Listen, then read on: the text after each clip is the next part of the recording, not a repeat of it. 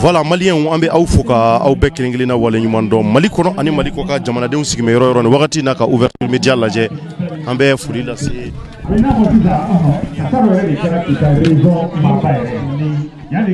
aw minnu sigin bɛ nin waati n'a ka an lajɛ diɲɛ fantan ani naani fɛ an bɛ foli lase aw ma Mali kɔnɔ ani Mali kɔ kan an bɛ waati mun na an bɛ Kasaro Malien an filɛ Kasaro ni waati na cercle de Kita région de Kita an bɛ yen nɔ ni wagati kunkurunin na ka sababu kɛ lancement de labɔnnen don ni o ye reboisement yirituru ka sababu kɛ société Farota ka baara ye a yɛrɛ ɲɛ b'a la cogo min na voilà an filɛ yen nɔ de ni wagati in na donc baaraw daminɛna gouverneur ale bɛ kɛnɛ kɔnɔ ka ban maire bɛ kɛnɛ kɔnɔ dugutigilakaw jeunesse bɛɛ dafa bɛ kɛnɛ kɔnɔ yan voilà voilà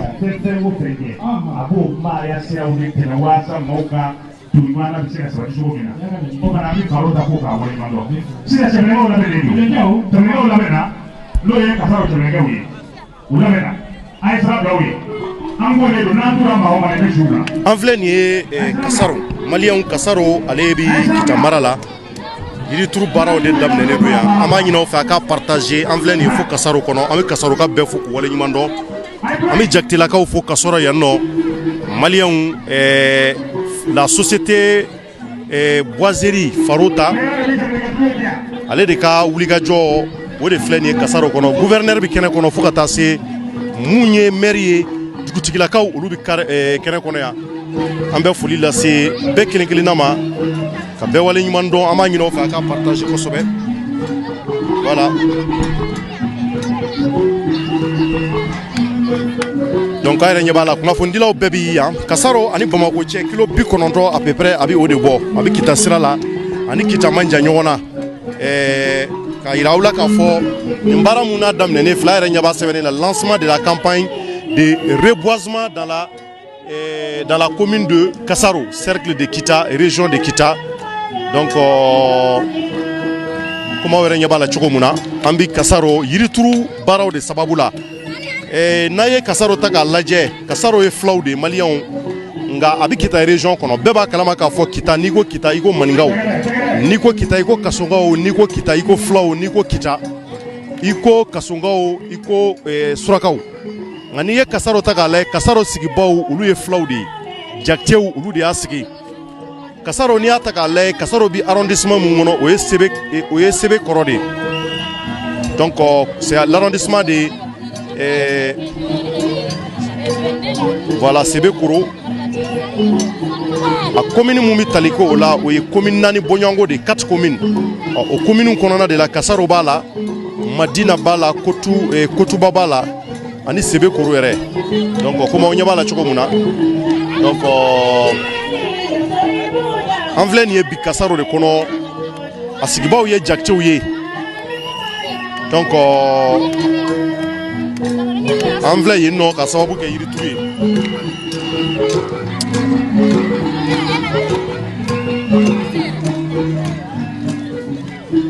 an filɛ ye ka sababu kɛ yirituru ye yirituru o de bolo baaraw daminɛnen don nin wagati na kɛnɛ kɔnɔ yan voilà voilà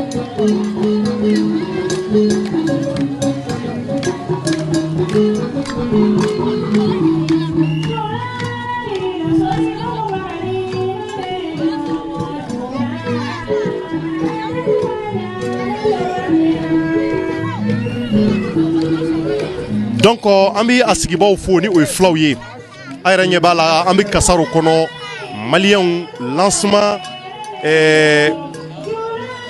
lancement de la campagne de reboisement a bɛ kɛ san o san mais nin waati na baarakɛyɔrɔba mun bɛ yen ni o ye Farota ka yɔrɔ ye olu minnu ka baara bilalen don ka se ka an ka sigidaw ka u hakili to yirituru baaraw fo ka taa se sigida yɛrɛ lakanaw kɔnɔna ma olu de ye nin hakilila sɔrɔ ani ka fara an ka eaux et forêts maa minnu sigin bɛ nin sigida in kɔnɔna na olu fana ye a hakilaw sɔrɔ donc a yɛrɛ ɲɛ b'a la an ka gouverneur bɛ kɛnɛ kan an bɛ Kasaro kɔnɔ yan bi an bɛ Kasaro ka bɛɛ fo ka u bɛɛ wale ɲuman dɔn voilà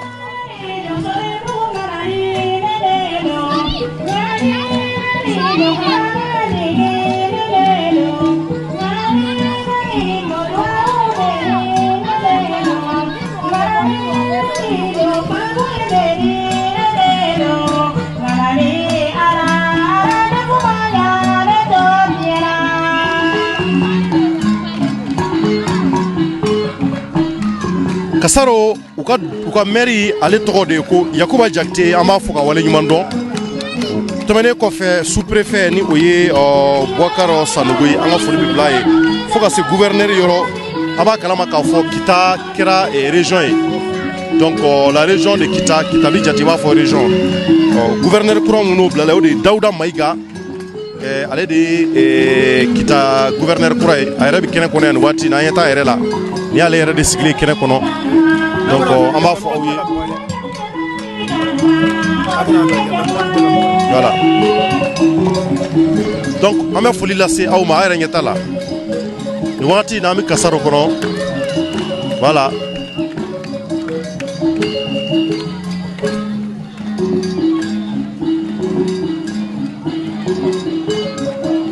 yirituru o baara de bɛna daminɛ nin waati in na donc an bɛ minisiriso mun ni a bilalen don an ka yirituru baaraw kɔnɔ ani an ka sigida yɛrɛ ɲɛnabɔliw kɔnɔ ni o ye Modibo Kone ye an b'a fɔ ka wale ɲuman dɔn ale de ministre de l'environnement de l'assainissement et de développement durable an bɛ foli bila ye nin waati in na yirituru baaraw de daminɛnen filɛ nin Kasaro kɔnɔ kunnafonidilaw caman bɛ yen minnu welela a kɛnɛ kɔnɔna na o ɲɛnajɛ de daminɛnen filɛ nin ye Kasaro kɔnɔna na ni o ye Kita taasira ye ani Bamako Kasaro ni Bamako ye à peu près kilo 90 ani Kita man jan donc ni tɛmɛna Soribugu ka dɔrɔn i bɛ se ale ma voilà an ka lakanabaaw bɛ kɛnɛ kɔnɔ yan dugutigiw bɛ kɛnɛ kɔnɔ yan dugudenw ɲɛ bɛ ka kɛnɛ kɔnɔna fa o tɛmɛnen kɔfɛ fana mairie ale bɛ kɛnɛ kɔnɔ sous-préfet fo ka se préfet yɛrɛ ma ale fana bɛ kɛnɛ kɔnɔ ni préfet tɔgɔ ko Mamadou Jakite ale de ye Kita préfet ye en même temps Kita kɛra région fana ye o région ko kɔnɔna na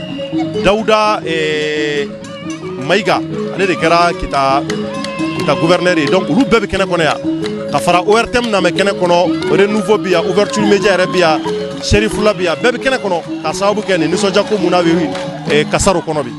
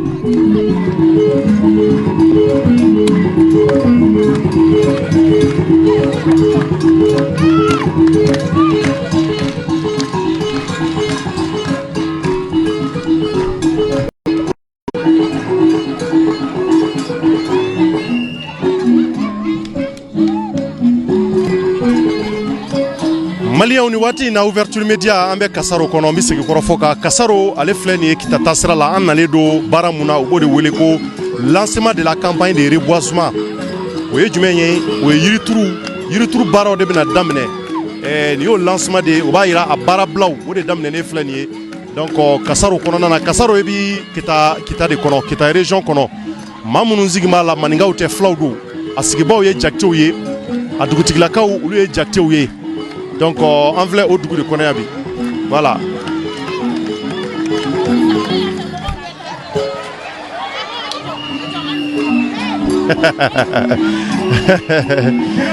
le Cherifula baarakɛla dɔ ye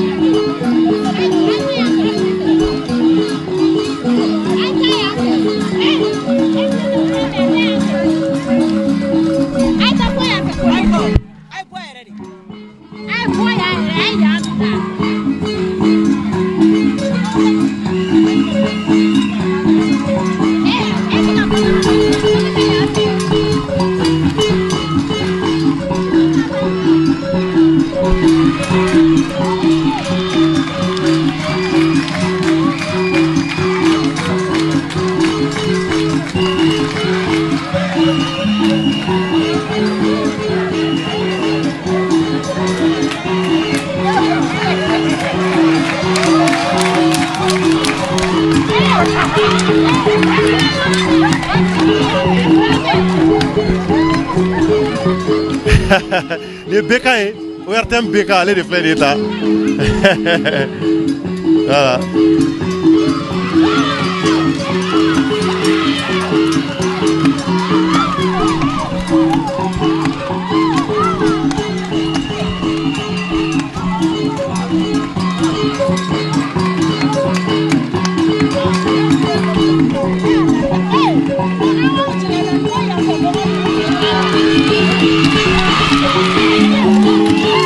Voilà. Donc, Ami Kassaro, Maliens, on a lancement de la campagne de reboisement dans la commune de Kassaro. Ami Segaka, Kassaro bi arrondissement Mungono. Ye Sebe Korode, ya fanye choko muna. Donc, on a né au Barabla de la ministry ni oye Moribo Koneye. Yirituru Barao abi ale de ka ministry sokono. Ozo Forêt ani ka fara la société Farota ka olu de ni akili ɲuman sɔrɔ nga mun ye Ozo Forêt directeur Ozo Forêt ɲɛmɔgɔba yɛrɛ ni o ye Sidibe ale ma se ka kɛnɛ sɔrɔ nga a ka nɔnabila o bɛ kɛnɛ kɔnɔ voilà.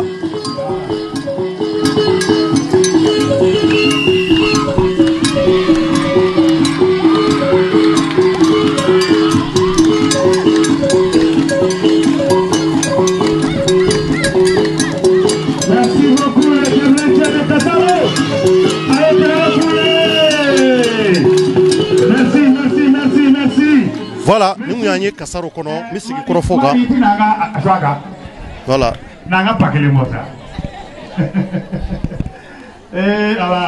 Donc, la Niani et Farota reste les flènes, la société Farota. Voilà. Farota reste les flènes, Aniga Fra gouverneur, ni Oué Daouda et Maïgaï. Ni mairie. Donc voilà. Ni kita gouverneur kura de ale to Daouda et Maïga. Donc on est préfet, on est sous-préfet au lieu de sigil fleni. Ozo Forêt ñemogo baw lu be sigil do kene kono wakati na. International des eaux et forêts. Voilà. Qui debe kene konana. Mbafo. Le bidi ama. International de Kayi.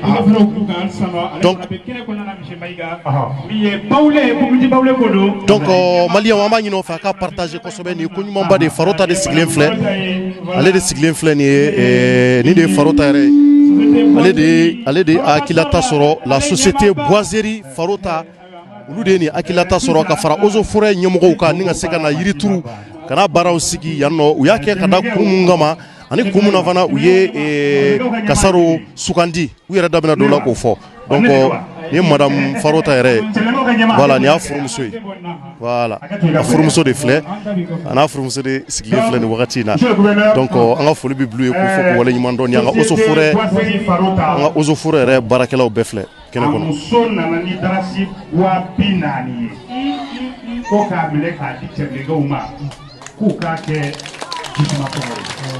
ko madame Farota ni oye la société boiserie Farota ku nana ni wa binani amuso ayra boraka imboraka image sigi amuso kan nana wa binani kati mamun boraka nyeneje nge sisan fu malaku kalengale o kan nana wa binani duma ni oye Farota yare furumuso yi donc a furumuso nana wa binani duma ku lani sodia ayra nyeta la on so jara ko sobe o le boraka ni balani vo donc aki la toro binina voilà.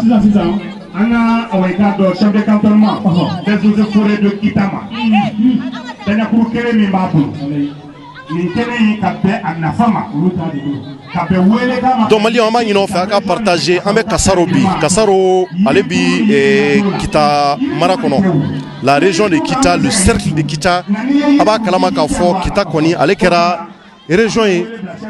Donc Ami Dugumuna Ambalma Chamambia Munu Zigmeni Yoronuna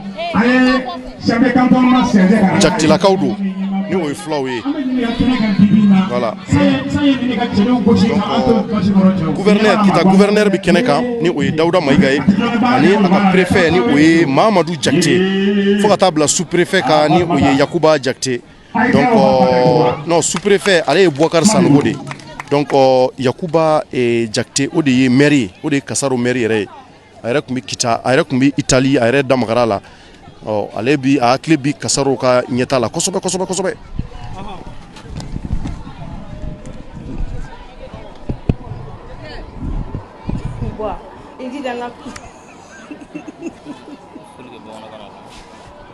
Jama bɛɛ lajɛlen aw ni tile.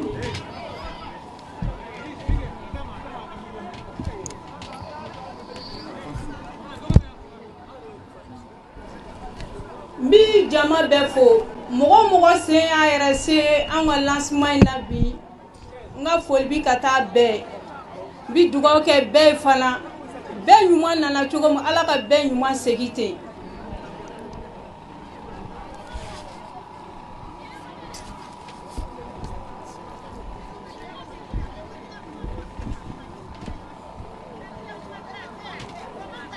Monsieur le gouverneur de la région de Kita, Monsieur le directeur national des eaux et forêts, Monsieur le président du conseil des cercles de Kita,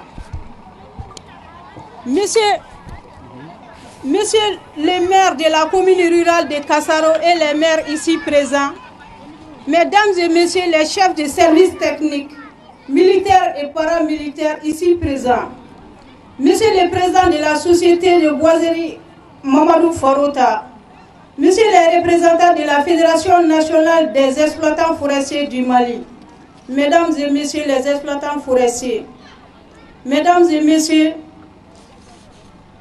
chers invités en vos rangs et qualités respectives, permettez-moi de vous remercier pour votre présence massive à cette cérémonie qui nous réunit ce jour 16 août 2021 dans la commune rurale de Kasaro pour le démarrage officiel de la campagne de reboisement dans le cercle de Kita. Si l'économie malienne est basée sur le secteur agro-silvo-pastoral, on peut dire sans doute qu'elle est fondamentale au secteur de la foresterie, autrement dit, sans arbres, pas de forêt, sans forêt, pas de pluie, sans pluie, pas d'agriculture ou d'élevage. Et bonjour les dégâts. Exode rural, migration clandestine, famine, banditisme et conflits sociaux, etc. Mesdames et messieurs, chers invités, les plus hautes autorités du Mali, conscientes de cet état de fait, multiplient les actions de prise de conscience à travers les caisons de l'environnement, les campagnes de reboisement et bien d'autres. La campagne de reboisement, c'est ce dernier qui réunit ce matin en marge de la 27e édition nationale placée sous le signe « Qui plante un arbre n'a pas vécu inutile ».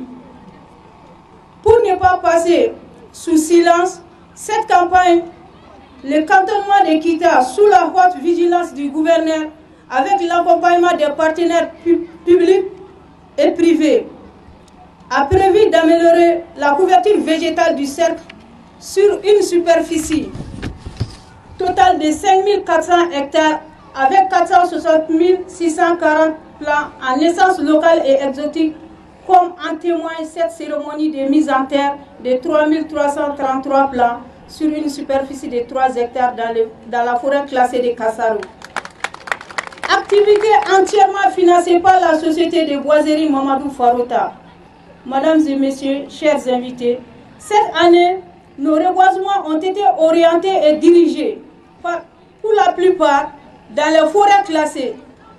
Cela n'est pas fortuit, mais dénote notre volonté d'afficher, de redonner vie à ces forêts qui, de plus en plus, ces mers, non pas des actions naturelles, mais de par nos actions anthropiques, c'est-à-dire de l'action de l'homme sur la nature, qui résume à la satisfaction de nos besoins en produits forestiers, produits agricoles, urbanisation et exploitation minière. Mesdames et messieurs, aujourd'hui, toute forme d'exploitation contrôlée s'inscrit dans la logique de l'élaboration et de la mise en œuvre des plans d'aménagement et de gestion qui se veulent participatifs, c'est-à-dire impliquant à chaque étape tous les acteurs de la base au sommet. Il s'agit bien des populations, des exploitants forestiers, les chefs de village, les maires, les sous-préfets, préfets et gouverneurs. Et bien entendu, sans oublier les services techniques. C'est pourquoi j'invite chaque acteur à s'impliquer corps et âme en fonction de son niveau de responsabilité pour une gestion durable de nos forêts. Je terminerai par souhaiter bonne journée de reboisement à toutes et tous. Je vous remercie. Voilà, on met Madame Fou, nous avons un chef de cantonnement et Kafoka, Dante Folila, ni bara mina baka kake, ako ni sodia de do, ni sodia mi, ni dandala, olu fafe, kayira gouverneur la, ka seika do kafo, ou ka nyema pama no, ika do directeur national ye, ko foli ka kanyesi, awe ka do société, boisserie, Mamadou Farota Salma. Ni bara mi mina ke, yiri ju ba saba, ani keme saba, ani ko, ka turu hectare saba la, anabolo, a msemana mababere gine de bora, Farota, anabara genyon bon. Kaira kafo ube para mina kake ube bara na fadon uba do kafo yiri efemi o de la ko ku foku wari mando antina tali kuma yoro jan sango bala amena wele la ni watina. Voilà, donc on me fouli la si auma ayra boraka ambaka korofo la me ale ozo forêt nyamko e ni yoron nuna donc aboraka me ko yiri mumina trou ni watin damado na à peu près ubina yiri basaba ubino ore ke yiri ba saba ani keme saba o de bina turu la société Farota fait donc bon sans inal damene ambi bo sans korodoni kana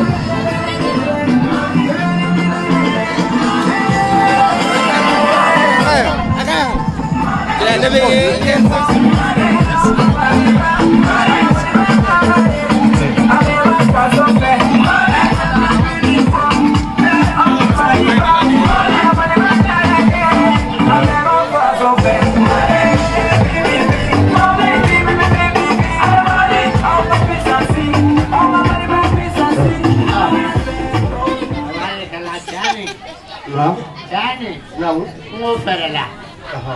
Angoni andana yada kolini ala be fair when nemadeo.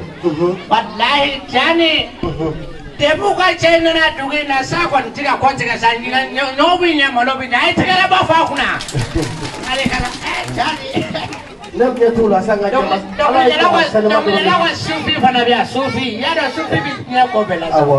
Don't the local balloon, and Dominic Daka Baloni, some of them can. China, I think some of them can do. Galacha, and someone who called me for the mechanician. Baloni, you can be a dog, I take it above Fafna. Dominic Daka, Alaka Baracadilla, they don't like a macro by Smith and Dog Lucadi. Alade akanye, balodi alade akiye. Joveni daka ale pepe dama fote na kasuru. Ale mukara mogola kwa plani. Ha? Mukara mogola kana. Oh, sabali kana. Ichi beblo. Watina. Saba semo bega kana. Niye. Petit Guimaye. Ne pa kaniye le blo la koy. Petit Guimaye ni watina. Jani. Ha? Joveni daka I came a flatty. Since I had a Sabaika, I came a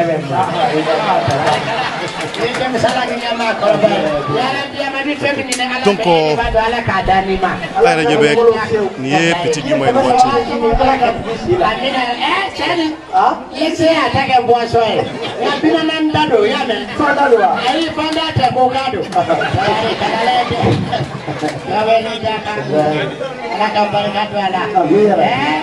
Jawabani jangan tunggu ciri. Jawabani jangan assalamualaikum. Warahmatullahi taala. Ani cari lakana bau biar koi. Ai sekarang bapa anak karu nanga suye. Ananga atau di polisi ambil aja le koi. Fason lakana bau. Fason lakana bau. Mani me sandara mau. Ai sekarang bapa kuna. Kulo tabau do. Jawabani jangan. Ai jam salah kakek mak korabai. Wallahi abi kami donc au debat do. Alaka. Petit Guimaye. Ala debat do ai. Alaka saradunye. Yara biama abi mingi na la ko dama no e la pe ala ka sabati ala ka ataki bansre na pep ai te ba kula da ansena na jobe ni daka parota jobe ni daka ai te ba kula sa ale ko nga jema ba kare ba ngi ci ka datu ko blo tabare kana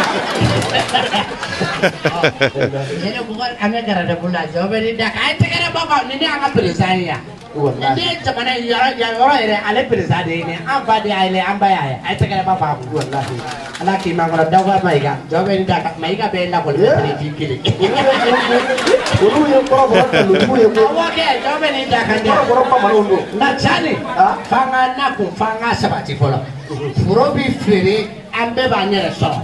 Basa ni ya kembi haramu ni mi haramu ni ka fuma tunya ngode ka. Ala foro fere kuna.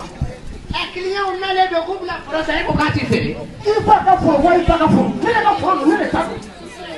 Ni ya kere ko me ka foro sene ina na kana fara. E se ka foro nyamu ko. Ina foro fere ka ba. Chani ne ka so ta. Sugani sirigi. Somo be ka kene. Foi a Burkina, aí pega a Burkina. Sugani sirigi. Ah, parata. Angu me amina. Ana nore. Bala, unana kumi. Ati moya. Dai to de icho. Yo ka ko ngula. Abi na sala ta saba bebe. Aya na foro fe be fere ye do mo do. Na so ko otoro do ya kele. Ki la fala otoro do ya kele. Aya ke sharbo ya ka fe be o ko na anda budu ande pala budu. O ko amna ku kala ma fere do bata. Ni ri fere amba jigi da bengele ka. Na foro ki jiri kele ngari jigi jiri wala turu. Jiri kele polo ye ma kamele polo. Ay che fosa. Ka jiri kele turu foso la abko ye ma kamele polo. Tokoraba. Il faut le faire. Ay kala ma ma ko le. Ata fere de. Ida je ki ko ya ma ko le. D'accord. Imuto 100 millions na wari la kama. Ana ni papier aba bolo no di abanga yoro dam. La ilaha illallah Muhammad rasulullah. Ibolo no blala. Ni ya blala Tokoraba. ndabla. Tokoraba. Kafri. Ay bolo no blala. Ay akli siga kana girin ne ko. Ay girin. Ne ma wari be mine folo. 100 million na ne toli mine. Ne million ke bi ko don toni ko don to ne mine ne ma ato million gele ne ma mine folo. Na wari bani o. Papier mine aga e ki bolo no blala folo. Ite o.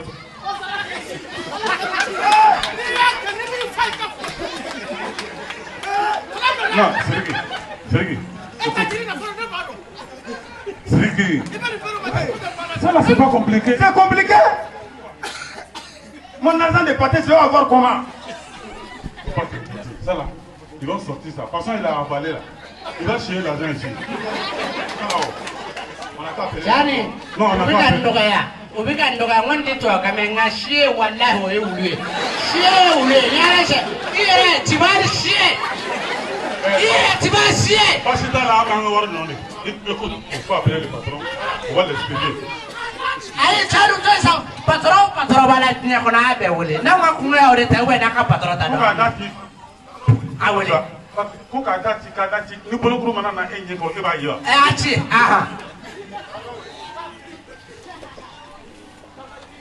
Atota. Ouais. Oui, allô patron. Avec toi, on va. Ma fa de la patron mamende. Oui, patron. Oui. Bon, patron, on a fait un coin avec les gens là. Ils sont en train de nous. Oui. Patron est Johnny. Un patron est Farouk Tadi. Oui. Ay atege. Kana ko giri ta sa. Ibi fait ambega patron est créé. Eni Farouk Tadi ambe kumo ere soro kuma te ku afoka me ofere ya. Ay tegere ba fa kuna. Charlie, Farota. Charlie, au manga tugu sabu ya mina kanga yoro chie mina nibi sarbo ni ya nibi hakele soko kas sarbo keme to wani pore keme place ora mo Farota de yiri turu ni ma yiri turu bi sika yiri sora. Farota e fly di. Farota kelenge. Mi place zone en Israel. Poso kele ga jiri ko nyedo. Poso bi jiri do. Charlie ya be bi la jiga wa sora kuru ni bi bulu. Poso ti la jiga di jiga e boy. Ya ba ta jiga rem na sora be kuru ni kono. Na manye. Anga Farota kan. Ana ka société. Anga yoro jo. Awa. Ka yiri turu. Awa. Yiri be mako tlande. Barikala. Voilà. Fin Jamana. Awa. Avec famille de ballons. Donc on ne doit pas s'amuser avec ça. Anti s'amuser no e boy. Il va faire Ayana. Quoi qu'a dit là. Pateyiri. Awo. Aka jonga cousin. Ayi wallahi e ko ni ngo tota. Da farota kelen tise. An de be faraka an bela jele. Ani ni ya farota e ko ne ka aw expert fla fo Burkina kana yiri gola. Sege mani kada ni sa. To be ni da ka te ba fa kula. Amoni ambi faraka te. Yiri truly ma yiri la kanali. Parce que ya me yiri rebi ma balo ya me fenjama be apebe ke ni yiri de bi. Oh, pour nga na fa restaurant nga yiri la na e mi mo fango remplacer ça. Hakli mi be farota la. Mama bi yiri tiga na hakli na kumola wala sa ma soro. Kuma kona ala tisega do yiri problem. Ni yiri te sogo bi ta sogo bi sa. Sa retina. Nga la ga de farota na kuno fobi. Sa be kana tiga ba fa kuna sa. Toberi daka. Toraba. Ni ya ke ma doy. Wallahi habido jege fere la parce que wolo de la. Ya ko yiri. Ya me jege re mi nyodi la sa de be kana boy. Toberi daka farota. Toraba. Iwa sala. Iko ni sega foko farota ka pola ki ma wasa. Basale. Farota me go an jiri ko kaka. Ba boso yar ma bi yele kuruka. Jiri nyene. Ni jiri te ati sega moni kawo. Ay te rafa farota ko. Ne kumbana nganzona ngana be de faso dema abidi mali dema. Kaki faso fe kaki baso fe kani ka dugula ka fo ko jiri ko de ka je ko ka ere basu make. Bile koy bolo koy shijani kena alaka dima. Laba ko ma alaka dima. Ala ke ga ko bulu jele ni ala kan ni qura ki kofa ki bafa ya rabbi aki sabo dima. Ay nesana. Ay sai bi nyasi yoro mi nyebala de. Nyebala. Ati asileta ni la. Fini blema be mina. C'est ça.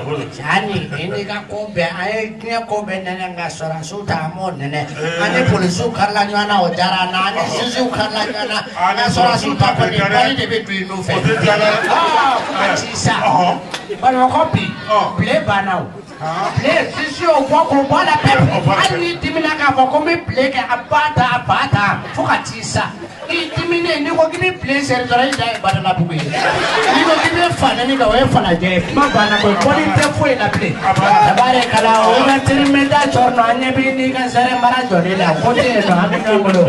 E ko imbe ko kle chani esra ta kata. O bana nam no la ka ke here. Voilà. Merci beaucoup. Voilà. Non, o ka telefone ni na.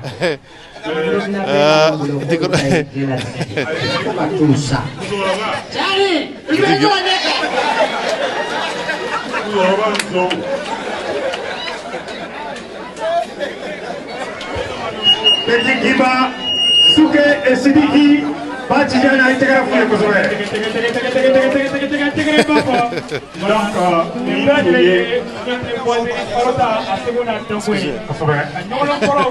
Voilà. Donc,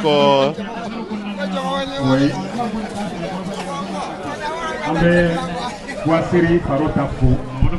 voilà, et Akila Oboraka Petit Gimba, Anika Fra, Aire Barakenyoka, ou Korofo, Aboraka Lamesisa, ni Anye Kasaro, ou Kakuma Beka Bolimunga, ou Yiritru de Aireba Kalamaka for, et Yiritru, and Nafaka Bungosobe, Jamana Kono, Sabula Anga logo betigera ka ba dogo feve bambulo sigida kuna betigera ka ba donc ayra ba kalama ka fo wati na ambe kasaro ye kita maradi ambalma flaw lude bi anno flaw de yandu tigila kawye ambe foli la se asibawma ambe foli la se akamali kuntigi wu fukata se amusu kuntigi ma amba demsenu voku wala nyumando alla da tugu anga lakana ba munu be yanno ambe foli bulu ye wala nyumando ozu fure ni o anga kungo ananga ji lu lakana baw ambu fuku wala nyumando o nyama ba o ye monsieur Siribe amba fu ale masaka kene soro anga nyini na nyame ka litara sikaso donc aka dangoro obi kene kono ya donc farota ale may mambe ko a chasirle do yirituru ani sigida yere tanyela kosobe donc ana furumuso kene kono ya donc ambi fuli la se ko kosobe ko be fu ko wala nyimando donc wakati na boraka ye sukeni sirigi ko kene kono ani ka fara Petit Gimba ka ayra de tandoni ko de kunkolo ye zɛrɛ mara ye bon nin kuma ninnu nin bɛɛ ye n yɛrɛ teri ni n terikɛ n'o ye Gaspi a bɛ ale de nɔ ye donc nka o tɛ baasi ye donc an bɛ gɛrɛ nin wagati in na pour que ka se ka taa. Monsieur le préfet de Kita, monsieur le maire de la commune de Kassaro, voilà donc an bɛ gɛrɛ minnu bɛ fɛ ka discours dɔ kɛ an bɛ o lamɛn. La cérémonie qui nous réunit ce matin est un acte de citoyenneté. Celui qui a planté un arbre avant de mourir n'a pas vécu inutilement. Le désert avance à grands pas. Nous devons nous mobiliser pour contrer le processus de désertification. Nous sommes persuadés, tout comme la société des bois de Farota SAL, de la place inestimable que jouent les arbres dans le bien-être de notre écosystème. La sauvegarde et la restauration de l'environnement sont une affaire de tous. C'est le reboisement qui permet de lutter efficacement contre la désertification. Nos remerciements à Monsieur le gouverneur et à l'ensemble de la délégation qui l'accompagne. Vive un Mali en paix, vive un Mali vert, vive la société Farota SARL. Je vous remercie.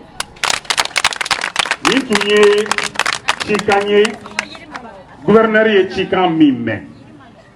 Ninguye Chikanye, directeur national des eaux forêts, ani chef de cantonnement, ani monsieur le maire, préfet ni sous-préfet, ani dugutigi, ani ka do ka fo coopérative Mimbe jiri barakela utola, u ye korofo Mime.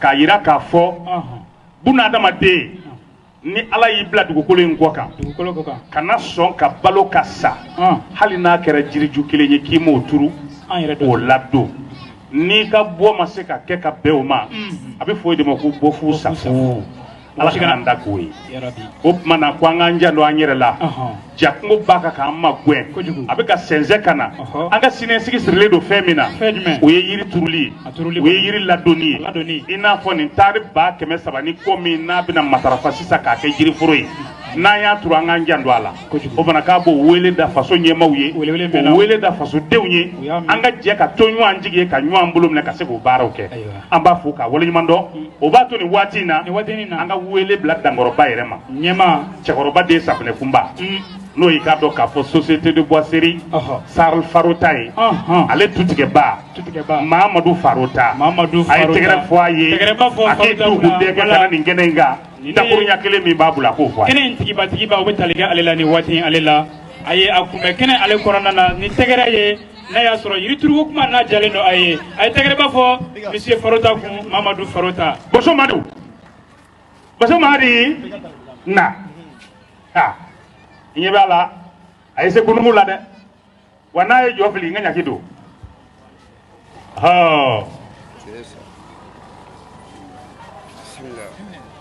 voilà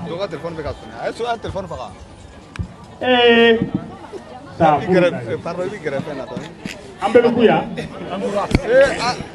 est ce que an bɛɛ bɛ ku yan i bɛ gɛrɛ dɔɔnin quoi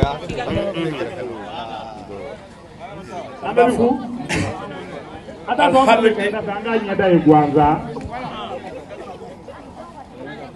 Assalamu alaikum warahmatullahi wabarakatuh ta'ala. Amba fa alhamdulillahi rabbil alamin. Ambi alafu alame bira. Ambi Kassaro dugutigi fo. Ambi Kassaro mer fo o yan jatigi fo. Fila dugu be amba be fo. Même si les gouverneurs font, mais quel est le numéro? On a fait mort. Mais quand on m'a fait quitter, mais madame, mais directeur régional faut Kai, Nabi Kenaka, mais directeur national ka représentant de nous n'en a pas fou. Fini tigi mogo nana Kenaka, anga fulu ba bema, comme jamana kuma ma mogo don, aucun famille.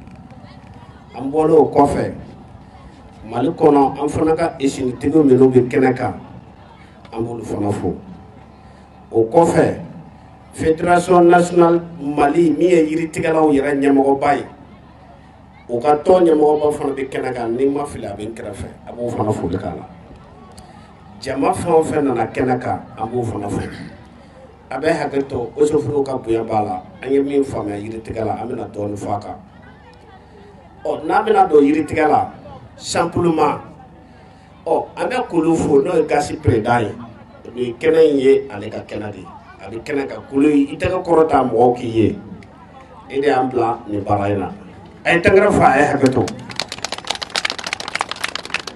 o kɔfɛ an bɛ don baara in kɔnɔna na loi numéro 10/028 a mago b'a la yiri n'i b'a tigɛ i k'a turu Oussefou y'a fɔ a ye kɛnɛ kan Kasarokaw ala ye kobakaw ye bi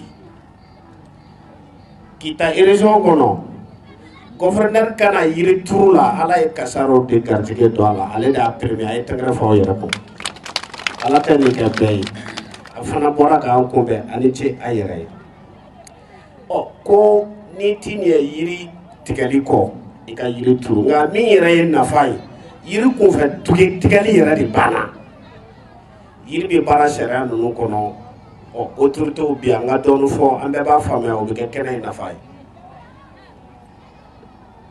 ɲɛfɔli don a bɛ se ka kɛ an m'a bɛɛ faamuya an ye fitinin min faamuya an bɛ dɔ fɔ a kan loi numéro 10/028 a mago b'a la ko n'i bɛ yiri tigɛ i ka yiri turu a ma da o fana dɔrɔn ma a ko i ka yiri baara kɛ sariya kɔnɔ a sariya dɔ ye jumɛn ye i ni dugumɔgɔw ka bɛn a la ka taa se mairie ma ka taa se autorités yɛrɛ ma n'o ye Oussefou ye n'i y'o bɛɛ ka jɛ sɔrɔ tuma min na Oussefou ka sariya kura in na ko yiri kala kelen machine tɛ d'a la fo i ka taa u fɛ yen o ka a plan de walide ni plan walidela tuma min na o la o bɛ sɔrɔ ka mɔgɔw bɛɛ wele ko plan walidela aw serera a la bɛɛ sɔnna a ma wa ni bɛɛ ko i sɔnna a ma o ye a donlen sariya kɔnɔ o kɔfɛ n'a donna sariya kɔnɔ o b'a fɔ fɛn dɔ ma ko ka quota fixé i n'a fɔ ɲinɛ i kan ka yiri min tigɛ o bɛ bɛɛ wele i ka taa fixé n'i taara o la o b'a fɔ quota ɲinɛ i ka kungo bɛ se nin de kɔrɔ o b'a sɔrɔ gasi yamaruyalen don kungo fanga bɛ se min na min b'o kɔfɛ a tɛ min dɔn yiri kelen o kelen i kan k'a tigɛ ko i kan ka taa marqué de i bɛ marqué de k'a la Oussefou b'a to a ka bureau kɔnɔ yiri min i kan k'a tigɛ a b'a dɔn i b'a dɔn nafa in filanan ye min ye Farota e de bɛ yan côté la ni yiri kelen tigɛra min tɛ sariya kɔnɔna ye i bɛ nɔ bɔ o ye so bila ka so minɛ anw de ye yiri tigɛlaw an de bɛ ɲɔgɔn bila o sariya in yɛrɛ o ye pour que an yɛrɛ dama ka ɲɔgɔn attaquer o la Oussefou k'a fɔ ni ne ye maa ye ne na maa to yen tugun wa a y'o yɔrɔ in jateminɛ o y'an yɛrɛ bila ka ɲɔgɔn minɛ o ye sariya in nafa dɔ ye a ye tɛgɛrɛ fɔ o yɔrɔ la o lakanani fana na n'i ye marqué kɛ n'i ka yiri i ka quota in fixé i bɛ taa permis ta n'i y'a permis ta tuma min na i b'i ka yiri tigɛ note min dir'i ma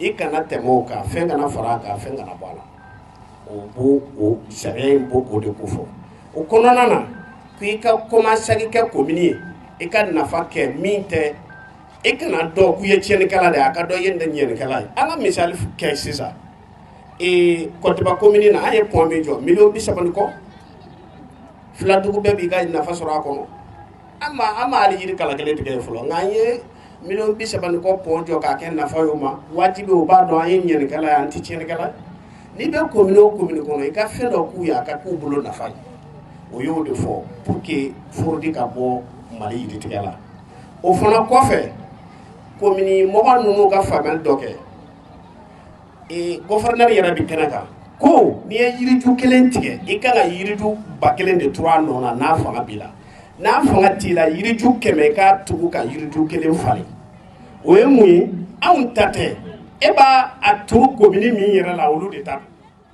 a y'a jija a k'o yɔrɔ faamuya ni yiri turula kuma dɔw la san mana yɛlɛma an bɛna sɔrɔ dɔw bɛ taa tasuma don a la yiri turuli kuma dɔw la turu yɔrɔ ko bɛ kɛ gɛlɛya aw yɔrɔ in faamuya kɛ n yɛrɛ don fanga dɔ de b'an kɔ o y'an yamaruya an k'a kɛ min na bɛɛ b'i ka nafa sɔrɔ a la kunfɛ baara tɛ fɛn ninnu ye jama fana don faamaw bi yan ni nin fɔraw ɲɛna a bɛɛ b'a dɔn fɛn min ye tiɲɛ ye n'o o de bɛ ka waleya bɛɛ bɛ se k'i yɛrɛ ta sɔrɔ a kɔnɔ o ka bɔ yen fana hakili hakilila jigi don yiri baara okumu kɔnɔna na don a donna sariya min kɔnɔ baara kunfɛ baara ani ka taa saribɔnw jeni i kunfɛ o yɔrɔ ka bɔ a la ka taa dɔgɔw tigɛ kunfɛ o yɔrɔ ka bɔ a la barisa maa min ka plan bɛ yɔrɔ min na autorité o bɛ de ɲininka tiɲɛni min kɛra o b'a fɔ o bɛ de ɲininka o la o du kɔnɔna na an k'an ka baara bɛɛ kɛ sariya kɔnɔ jogo kolo minnu banna ka kɔrɔ an ka bɔ o kɔnɔ an ka taa jogo ɲumanw kɔnɔ Mali sariya bɛ k'o de ko fɔ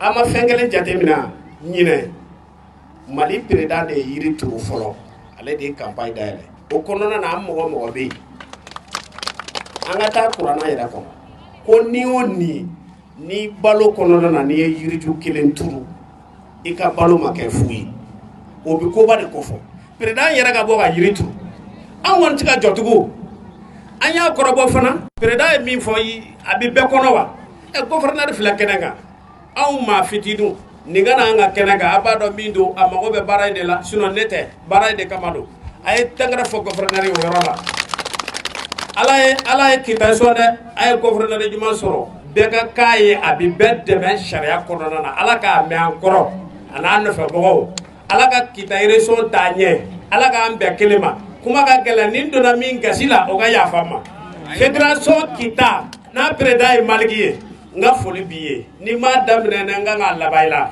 i ni ce an bɛɛ ka région de kɔnɔ ala k'i sara ka hɛrɛ ɲinɛ plan kɔnɔna na kita région kɔnɔna na an ka yiriju 12 de turu nka Kasaro yɛrɛ yiriju 3,900 an bɛna o de turu bi ni ala sɔnna sallallahu Muhammadu ala Muhammad salim sallallahu Muhammadu ya no madine ne la ye madu farota ay sara bla ka ta sigi ay sara bla farota ah oui ni ne Mamadou Farota ye Mamadou Farota société Boiserie Farota Sar an b'a fo dante foli la n'a cakɛɲɔgɔn sisan an bɛ taa ɲɛfɛ kɔni ni waati in kɔnɔna la Mali kɔnɔ an ka ɲamakalaw kɔni an b'u fo kosɛbɛ an ka musokɔrɔba minnu bɛ yan k'u fo k'u waleɲuman dɔn k'u nana a diyara n y'a bɛn n'a ma Madu Farota ka kɔrɔfɔ bɔlen kɔ ye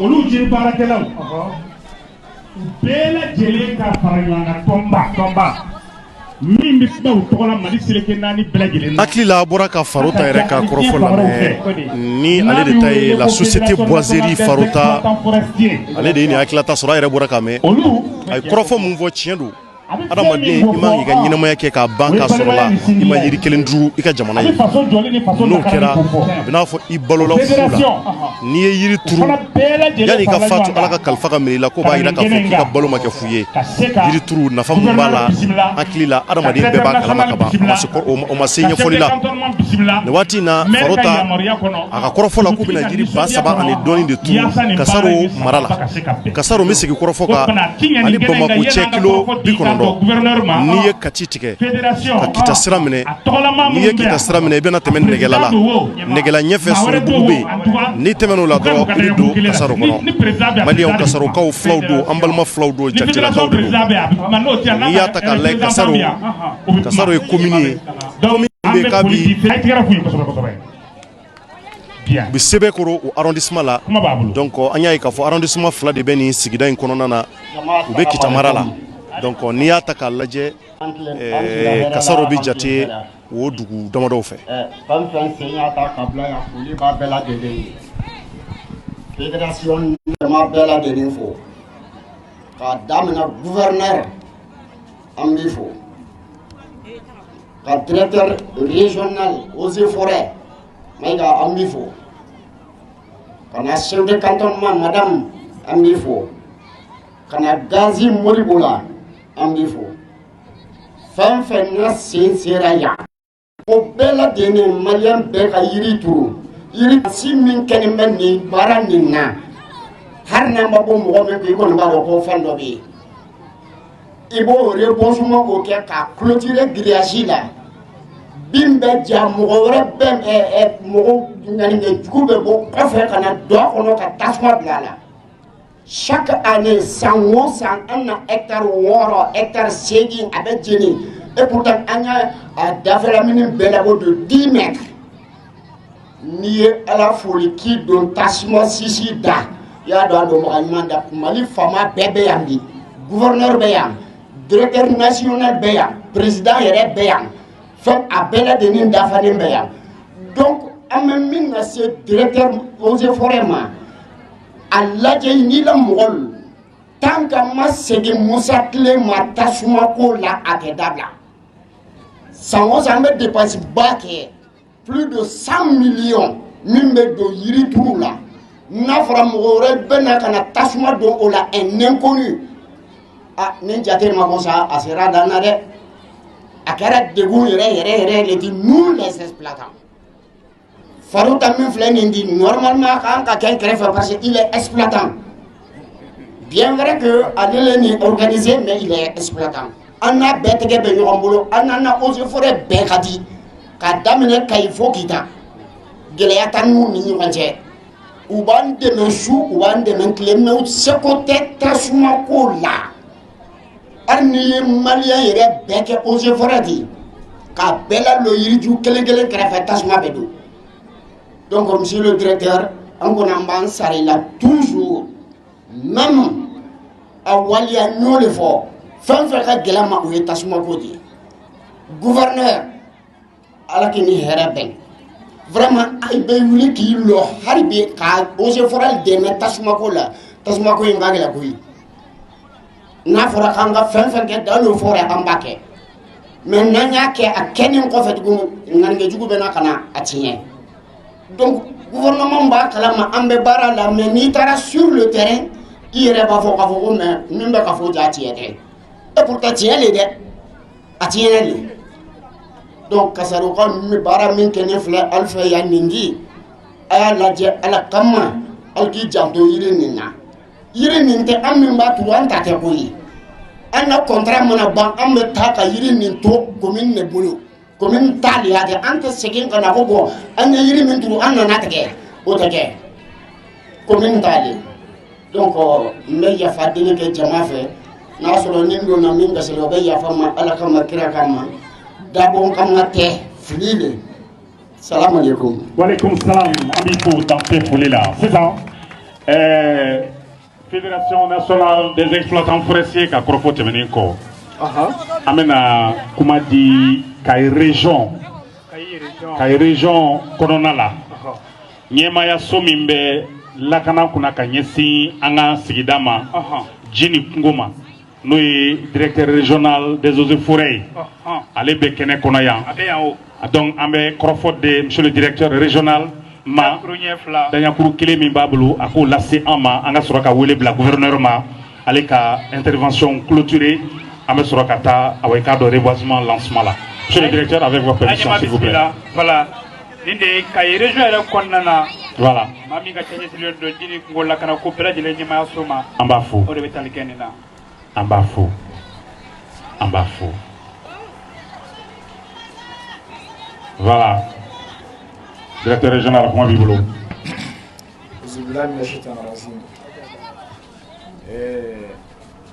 silamɛ jama an ni tile an sira hɛrɛ la ala ma tilema hɛrɛ la ne hakili la kuma nafaman bɛɛ fɔra mais a ti ɲɛ fo n ka dakuru ɲɛ fila fɔ o ye k'a fɔ minnu tɛmɛna ɲɛ u y'a yira k'a fɔ président de la république n'o ye président de la transition ye lancement national kɛ kalo tɛmɛna o tile 15 o kalo kelen o tile 29 lancement kɛra Kayi gouverneur fɛ bi ni ala y'an garijɛgɛ don kasaro la bi an ka Kita gouverneur fana ka na lancement kɛ an bɛ ala fo k'a barikada k'a fɔ laɲini a ye wasa kɛ sabula a bɛ waati jan bɔ ni hakilila jiginna a bɛ san 27 jate la an ka jama ɲɛmɔgɔw y'a la k'a fɔ yirituru an k'o don ba la ka d'a kan a nafa tɛ se ka fɔ ka ban waati ni a cogo kama tɛna se k'an da don a bɛɛ la k'a fɔ mais an filɛ kɛnɛ minnu kan kɛnɛw de don minnu bɛ kɛ sababu ye k'a to an ni jamana ɲɛmɔgɔw ani jamanadenw bɛɛ bɛ ɲɔgɔn faamu ka jamana ɲɛmɔgɔw ka hakilina dɔn n'o ye sigida lakanani ye ka sɔrɔ ka an ka hakilina kunbabaw k'u latɛmɛ kuma lasurunyana jiritigɛ bɔra kunfɛ baara la a mɛnna ka d'a kan jele ou bien machine man ka da jiriju kelen kan ka na sɔrɔ baara ma boloda mun na an b'a fɔ a ma ko plan d'aménagement o ye ka baaraw boloda kungo kɔnɔ o bɛ tali kɛ mun kan ka sɛgɛsɛgɛli kɛ k'a dɔn mun bɛ se ka sɔrɔ kungo kɔnɔ an bɛ se ka mun bɔ an ka kungo kɔnɔ k'an nafalan bɔra ka sɔrɔ kungo ma sɛgɛn ka sɔrɔ a ma tiɲɛ n'o baaraw bolodara minnu tɛmɛna ɲɛ u y'a kuma fɔ k'a fɔ o bɛɛ kɔfɛ an bɛ sɔrɔ ka se an ka commune na an ni an ka commune ladenw bɛ sɔrɔ ka baaraw boloda san o san hakɛ min kan ka se ka tigɛ n'o tɛmɛna ka bɔ yen o baaraw bolodali kɔnɔ société Farota n'a y'an wele bi a y'an wele a yɛrɛ ka kɛnɛ de kan ka d'a kan bɛnkan de don an n'u ni ɲɔgɔn cɛ n'u ye baara ninnu n'u y'u boloda an bɛ protocole n'a bɛ fɔ bɛnkan de signé an ni ɲɔgɔn cɛ k'a fɔ ko ayiwa an bɛ nin baara modèle kɛ kungo kɔnɔ an bɛ nin yiri hakɛ labɔ an bɛ nin baaraw k'a kan pour que a bɛ se ka ladon o hukumu kɔnɔ ni olu nana ka n'u ka baaraw kurunbu karili kɛ bi kasaro an b'u fo o wale ɲuman na mais jama k'a dɔn k'a fɔ baara daminɛna a mɛnna wa n'an bɔra yen kɛnɛ in kan fana baara tɔ bɛ taa ɲɛfɛ de an ka président ye a da lase kuma dɔ ma n bɛ kuma lasurunya n bɛ dɔɔnin fɔ o la k'a fɔ n'an ye jiriw turu a yirɛla ko an ka yiri ladon yiri turu dɔrɔn tɛ an ka yiri ladon pour que a bɛ se ka kɛ ni fɛn nafaman ye ayiwa an ka tiɲɛnifɛnw fana bɛɛ la tasuma fana ɲɔgɔn t'a la sabula tasuma kɔfɛ foyi tɛ to ni mun ma kɛ sisi ye o bɛ kɛ ni bugurijɛ ye ka taa nafolo minnu donna olu bɛ tiɲɛ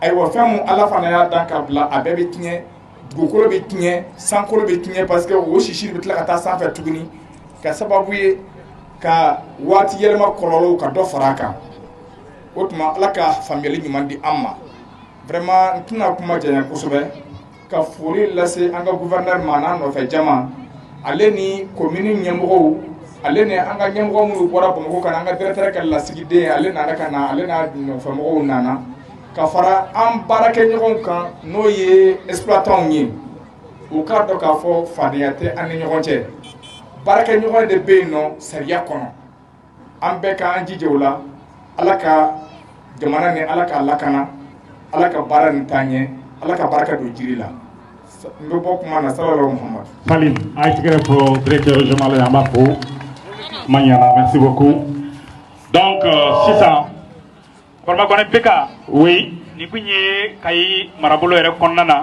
awa o tɛ fɛrɛ o ka ɲɛmaaba ye n'ala sɔnna n'ale bɔra yen sisan an b'a ɲini jama fɛ bɛɛ lajɛlen bɛɛ ka to i sigiyɔrɔ la kɔni ka mankan naani i tulo ɲɛgɛlɛ jɔ bamananw ko kuma donsow ka hukumu kɔnɔ ko maa nakun ka fisa i yɛrɛ ye kojugu kabiri an nana sɔgɔmada in na bi sɔgɔmada in na kɔni an ko yiri turu yiri turu yiri turu yiri bɛ turu kabiri an nana an ko eaux et forêts kabiri an nana an ko société de boiserie Farota Sar kabi an nana yiri mankutu ye mun ye an bɛ k'a fɔ kojugu nin bɛɛ lajɛlen bɛ hukumu dɔ de kɔnɔ hukumu jumɛn don n'o ye Kita région ye Kita région kurakurani région kura don alhamdulillah a région gouverneuria ala y'a kunnadiya di maa min ma maaba don an b'a fo ka waleɲuman dɔn a bɛ fo kɛnɛ in kɔnɔ ka tila ka nin lancement fana yamaruya di an ma ka tila ka n'o kɛnɛ kan kuma yɛrɛ yamaruya dira ale fɛ n'a kun y'a diya a b'a fɔ k'a ti yan sɔrɔ a b'a ka représentant dɔ ci o tun bɛ se ka kɛ a bɛ se ka k'a ka chef de cabinet a bɛ se ka kɛ conseiller ye a bɛ se ka kɛ préfet ye nka ko non nin ye faso ko ye nin ye jamana ko ye nin ye jamanadenw ka laɲini dɔ sabatili ye société de boiserie tola nyere bi wuli ka bo fo kita dugu kono sankoro kana mbalema ni sinjiw fe kasaro ya anga je kanin bara inke wa ninna nan tatike lameni doronyi mbu lame tanya kuru kele min be fe weleli ni ladilila anga je ka faranyonga ka kita région bara anga je ka faranyonga ka yiri turu ka yiri ladon kalado Fédération nationale de la boiserie tola Kalebina au Keneka. Monsieur le gouverneur. Donc, à Yini Djamafé, on a tegere fo ka gouverneur Bismillah, Maïga, Danya Kurukele Mimba Boloko, lancement. Monsieur le gouverneur, avec votre permission, s'il vous plaît. Voilà, ça c'est le gouverneur de la région de Kita. Voilà. Ani aga préfet pas Sibigoro sous-préfet ma chef de cantonnement des eaux et forêts, Foyanfo Kaï, Foyanfo Kita, les maires de la commune des communes de Fladougou, Fogatase, gouverneur de la délégation Bama, Ani Mamoun Perajele Tega, Chao Gagnon fait au Bekenakono, Police Gagnement Bekena, Ale Konana, Amen Perajele Fo, Général Maubeano, Saper Pompier au Bekena Konana, les Kenente, Kenel Langoloï, Kenel Pargamado. Voilà, avec le maire de la commune rurale de Kassaro, Yacouba Jakite à ses côtés. Ne kɔni y'a f'i ye n'i ko fiɲɛ dɔ mɔni na kɔni i b'a ka bereminɛ fana ye o. O ye lɛyi dɛ. E bɛ se ka gouverneur wele ko nin jumɛn bɛ t'o kɔ. Farota. E bɛ se k'a fɔ gouverneur ma ko nin ko jeli ka to kɔ nin na. A bɛ gɛlɛya dɛ ala k'i ci. C'est bon. Ouais, ça peut aller. Jeli ani jeli ani Vous avez un micro? Bon. Il faut lui trouver un micro. Voilà le micro. Voilà. J'ai dit lui, il faut lui trouver un micro. Micro c'est le micro. Voilà. Voilà, le micro là il Voilà, évidemment. Mais je crois que vous pouvez lui prêter ça. Voilà. Merci beaucoup. Très bien. Ah d'accord. Donc après vous allez ramasser le discours. Merci. Mais ce qui était important, c'est ce que je dirais après le discours. Donc on va faire le discours après. Très bien. Monsieur le représentant du directeur national des eaux et forêts, Monsieur les membres du cabinet de la région de Kita présents ici, Monsieur le préfet du cercle de Kita, Monsieur le président du conseil de cercle de Kita, Monsieur le sous-préfet de l'arrondissement de Sébékoro, Monsieur le directeur régional des eaux et forêts de Caï, Monsieur les directeurs régionaux présents ici, Monsieur le maire de la commune rurale de Kassaro, Monsieur les maires de l'arrondissement de Sébékoro également présents ici, Monsieur le chef de village de Kassaro, Monsieur le président de la société de boiserie Mamadou Farouta, Messieurs les représentants de la Fédération nationale des exploitants forestiers du Mali, Madame le chef de cantonnement des eaux et forêts de Kita, Monsieur le chef des postes des eaux et forêts de Sébékoro, Mesdames et Messieurs, chers invités en vos rangs, grades et qualités. Permettez-moi, à l'entame de mon propos, de vous souhaiter à toutes et à tous la chaleureuse bienvenue à cette cérémonie de lancement des activités de reboisement dans la région de Kita. Cette activité, en lien avec la 27e édition de la campagne nationale de reboisement en 2021, a pour thème « Qui plante un arbre n'a pas vécu inutile ». Et je répète, qui plante un arbre n'a pas vécu inutile. Nous allons y revenir. Nous emboîtons ainsi le pas au lancement officiel de la campagne nationale de reboisement 2021 par le président de la transition, son Excellence le colonel Assimi Goïta, dans la forêt classée de Goulouba le 15 juillet 2021.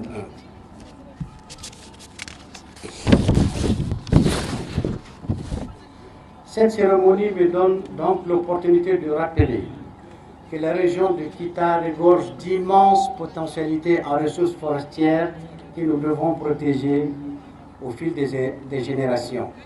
Cette exploitation, pour satisfaire nos besoins, ne doit en aucun cas compromettre la viabilité de ces ressources qui se raréfient afin que les générations futures en tirent profit.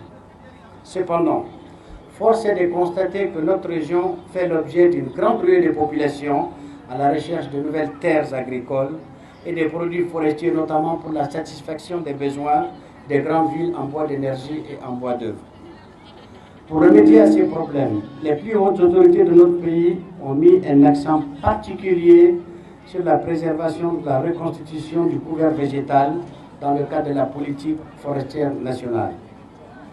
Concrètement, cela se traduit sur le terrain par l'élaboration et la mise en œuvre de plans d'aménagement et de gestion forestière à travers 3 objectifs spécifiques qui sont l'exploitation forestière, la restauration des terres dégradées et la reconstitution du couvert végétal. Mesdames et messieurs, honorables invités, la région de Kita, à travers son cantonnement des eaux et forêts, envisage avec ses partenaires publics et privés, dont nous avons l'honneur d'en accueillir un aujourd'hui, d'améliorer la couverture végétale de la région à travers le reboisement de 5409 hectares pour une production totale de 468 640 plants. Aujourd'hui, nous constatons que ces activités ont démarré, en témoigne cette cérémonie qui concerne la mise en terre de 3333 plants pour une superficie d'environ 3 hectares dans la forêt classée de Kasaro. L'investissement est protégé par une clôture en grillage et entièrement financé par le partenaire Société de Boiserie Mamadou Farota, qui est là, que nous remercions et félicitons à l'occasion. Mesdames et messieurs, honorables invités, je ne saurais terminer sans rappeler que l'arbre ne doit pas cacher la forêt. Je pense que cet adage tombe bien aujourd'hui. Cela sous-entend qu'il y a également une faune sauvage dans cet environnement. J'invite donc tous les acteurs à se donner corps et âme pour planter des arbres et favoriser ainsi de meilleures conditions pour que nos ressources fauniques puissent y survivre également.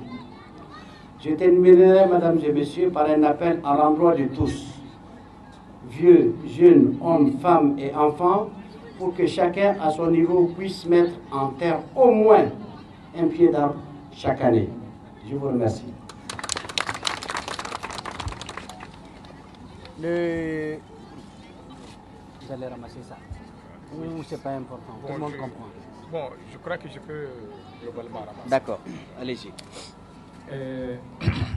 Anga nyamoko ye kuna foni mu fo mbena doni to bala maka kelen doni kata kan nikibe kuma basenya abete sira soro ko sobe ni yoro men bora la gouverneur ka fenga ne ka fililu aya yira ka fo ambi yoro men nyina anga san baraw yirituru baraw damnena anga jamana nyamoko folo fe no e Hasimi Goita ye na ye o yirituru Kurumbukari Kuluba o kɔfɛ a y'a yira k'a fɔ an yɛrɛ fɛ an ka kita eaux et forêts fana ye a ɲini ka baaraw boloda ka Kurumbukaleli kɛ bi ni o bɛnna